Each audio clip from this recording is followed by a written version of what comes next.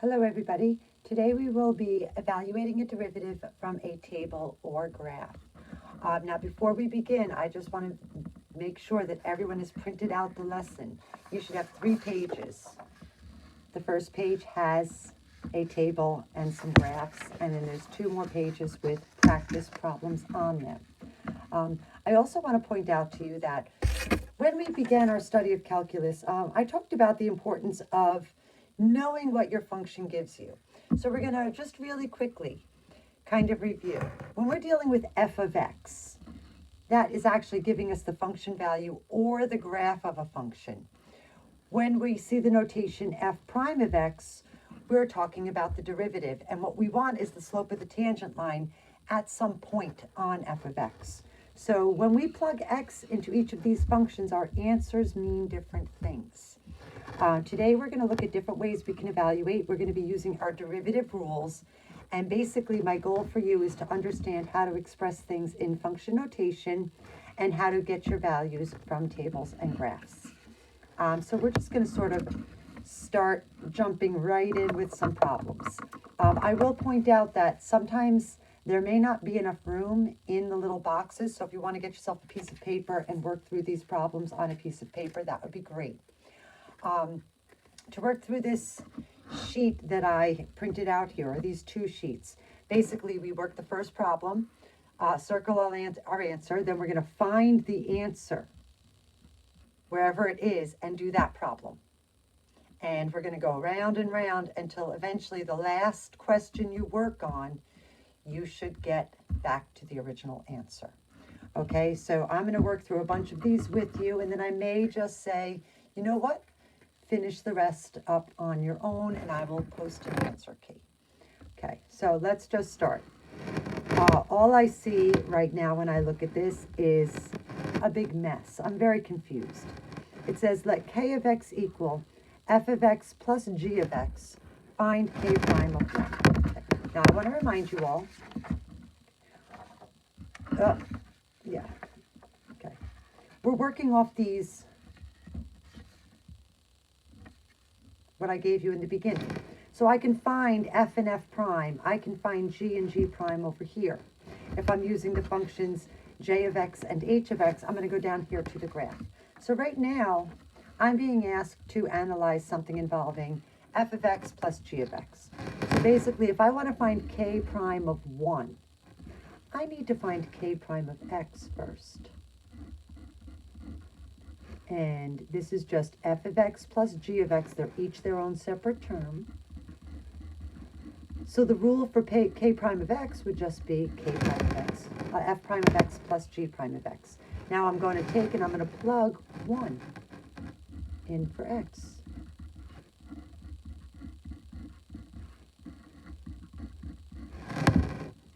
Now basically I'm going to get these values right from the graph. So if I want f prime of 1, that's going to be -8, and g prime of 1 is going to be 3. -8 plus 3 is -5. So there's the answer to the first question. Now what I want to do is find the question on the page that gives me an answer of -5 right down here. And we're going to call this number 2. And now I'm going to evaluate this expression. This might need some little tender loving care here, because basically you guys have to remember whenever you see this, it means the derivative of whatever this expression is. So I need to take the derivative of this expression. 1/2 is just a multiplier, right? It's just a coefficient. So it's 1/2 f prime of x plus 2 times g prime of x. Now, this is weird. Okay, so this little bar here means we want to evaluate this derivative when x equals 2. So for us in math, when we see a bar like this and something after it, it means plug this number in for x.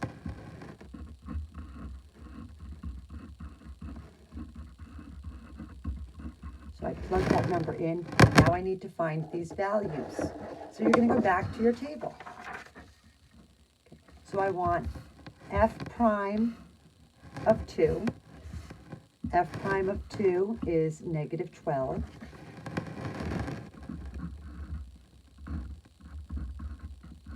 Plus 2 times g prime of 2, and I go to my table, g prime of 2 is 5. So I have negative 6 plus 10. My answer here is 4. So I'm going to go on my worksheet, and I'm going to find the problem, the box that the answer is 4. And it's not on any of these, so I'm going to flip to the next page. And I get the answer 4 here, so this now we're on number 3. Once again, I have this messed up notation that I'm not used to reading yet, but that's okay, we're going to do it together. The derivative of f of x times g of x when x equals 1. So basically what you want to do is you want to find f of x times g of x. Well, this now is a product rule. So I'm going to do the first times the derivative of the second plus the second function times the derivative of the first. And now what I want to do is I want to go in and plug in 1.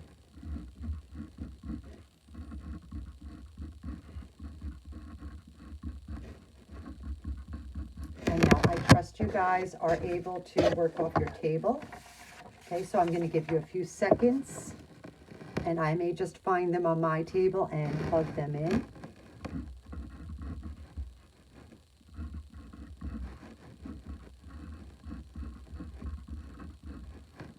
So I've got 9 minus 16 equals negative 7. And now I look for an answer that's negative 7, and I find it right here on the page. So now we're on number 4. And now hopefully by now you're getting used to seeing this notation and saying, oh yeah, this just means take the derivative of this. Now when I look at this, I see a quotient rule. So if we remember, our quotient rule using function notation is the bottom function times the derivative of the top minus the top function times the derivative of the bottom over the bottom function squared. Now I know I'm not going to have enough room, so I'm going to kind of go a little index card or piece of paper, whatever you have handy here. And we're going to plug in 2. So we're going to express this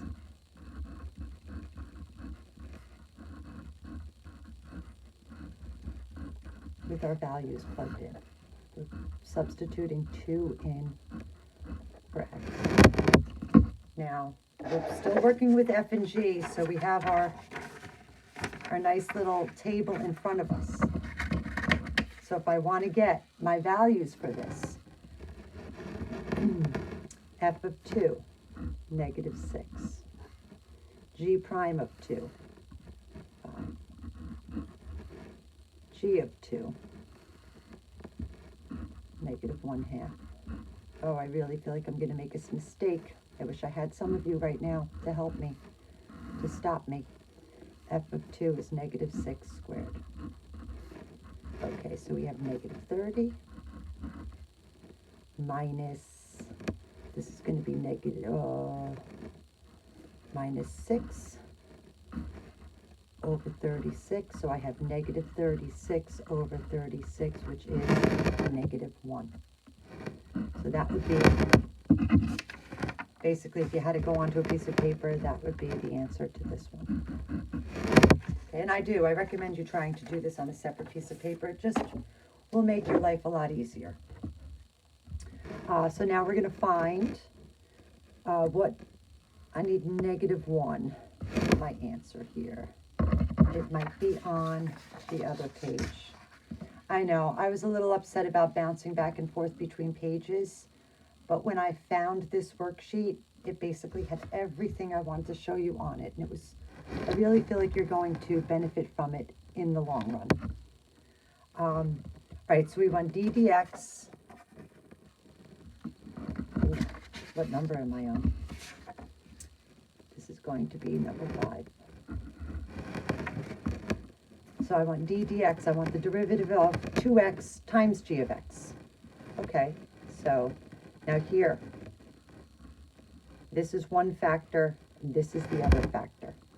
So if I'm going to express this using function notation, I'm going to have the first function times the derivative of the second plus the second function times the derivative of the first.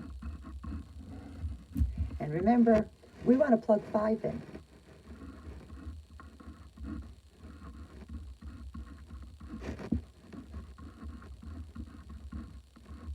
So I have 10 times g prime of 5. If you have your table handy, g prime of 5 is negative 5/2. G of 5 is 8.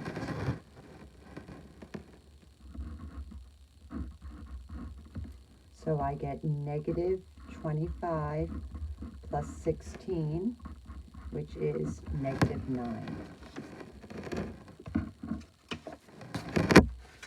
And now I'm going to find the answer that is negative 9, which I believe is on the other page, right here. And this is going to be problem number 6. Let k of x equal x cubed minus 2 times g of x. Once again, I want to find at k prime of 1 means I want to plug 1 into the derivative. So I need to find the derivative function first. X cubed, the derivative is 3x squared, minus 2 times g prime of x. We are plugging 1 in.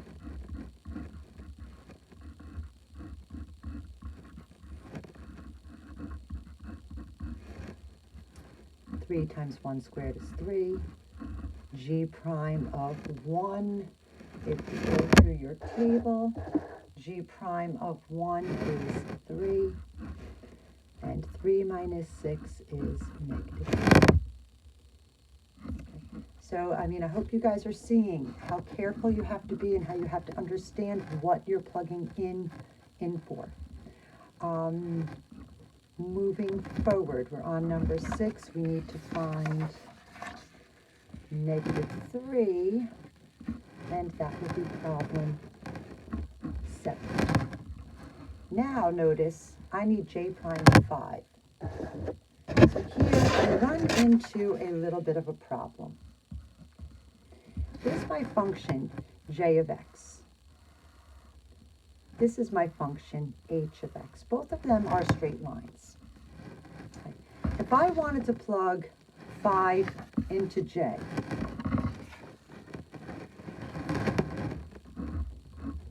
j of 5 would be, I would go over 1, 2, 3, 4, 5. J of 5 would be 1, 2, 3. But I don't want j of 5, I want j prime of 5. So remember, what is the derivative? What does j prime mean? It means we need to find the slope of the tangent line. Okay. When our function is a straight line and we're looking at the graph of the function, the slope of the tangent line is going to be the slope of that line. So basically, whenever we're looking at the graph and we want to get the slope, we're actually just going to go back. If I want the slope at 5, I'm going to find 2 points on this curve and find the slope of that line. So j prime of 5 is going to be the slope down 1 over 3. So j prime of 5 is negative 1 over 3. That's probably going to be the hardest thing for you guys. And where were we there again? J prime of 5 equals negative 1/3. Now moving up, we're going to do one more just like this. I go over here, here's my next example. This is going to be number 8. Now I want to find h prime of 5. So h is a graph. And I want to find the slope of the line. Okay. I want to mention one more time. H of 5 means the function value. So it means you would plug 5 into h. When I plug 5 into h, I get 2. But I want to find h prime of 5, so it means I want the slope of this line at this point. So the slope of this line at this point is going to be the slope between these 2 points, which is up 2 over 3.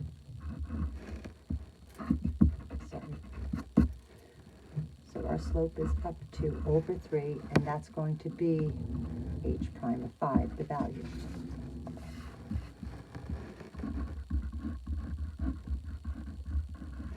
So I might just do 1 or 2 more with you guys and then let you finish off this little circuit on your own. So I want to find now whatever value gave me an answer, what has the answer 2/3. So the next question I'm working on is number 9.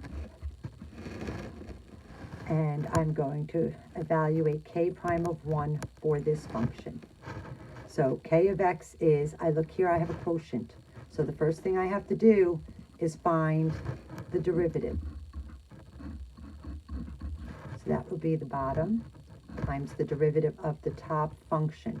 The derivative of h of x plus 6x will be h prime of x plus 6 minus the top function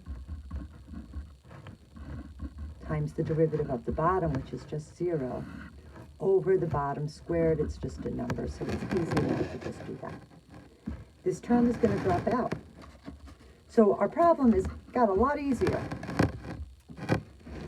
If I want to find k prime of 1, it's going to be 9 times h prime of 1 plus 6 over 81. I'm going to go to my graph.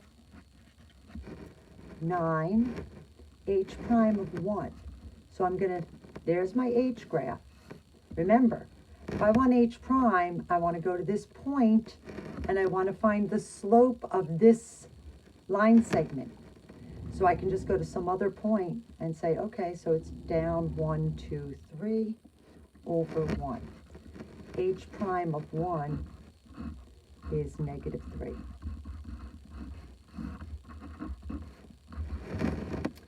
Negative 3 plus 6 is 3. 3 times 9, 27 over 81. Simplifies to 1/3. So we were in this box here. Our answer here is 1/3. Now we're going to find the box that had the answer 1/3. And we're going to call that problem 10. And I'm going to actually stop here. I'm going to let you finish this circuit on your own. Okay. Move through. You have about maybe 7 or 8 questions left. Do the best you can. If you can't do it, remember, it's okay. I just wanted to introduce you to some more advanced topics that you're going to see next year. I will post the answer key. So if you need a little help working through a problem, you will have it. And good luck. And for you seniors, this is the last time I'm going to actually be teaching you a lesson. So I wish you all the very, very best. And please, please, please come back to visit St. Anthony's. Okay? Bye, guys.